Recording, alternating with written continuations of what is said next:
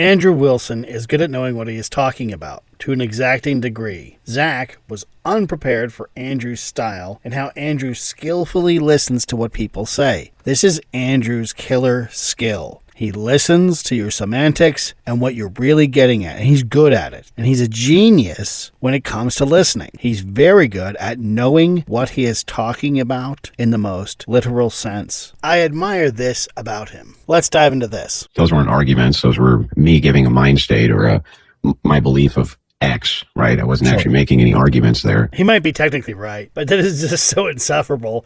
Giving a mind state, belief in X. Anyway, he insists people on the side, as he describes it, of Candace Owens can't ever explain what they're alleging. Like, they can't ever tell me, like, here's what we're actually alleging. I allege the purveyors of Fedslop have not completed their investigations properly and have suppressed leads that might lead to evidence that don't fit their narrative. Andrew does a bit on theories. It's really cute, but Zach has already allowed Andrew to take the driver's seat, and it's pretty much going to be 2 hours of a verbal berating. Andrew clearly states there are sides, and I would have asked for clarity on what the sides are and how many sides were there. I'm not exactly sure who my side would constitute.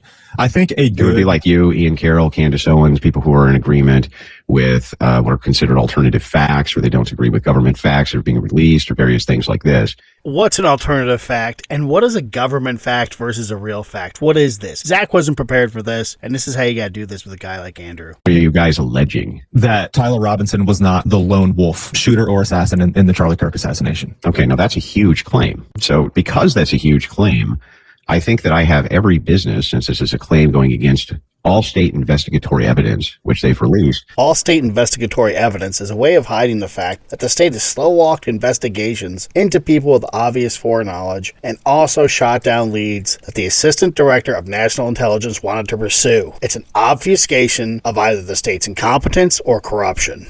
I have every business in the world holding your feet to the fire on that claim.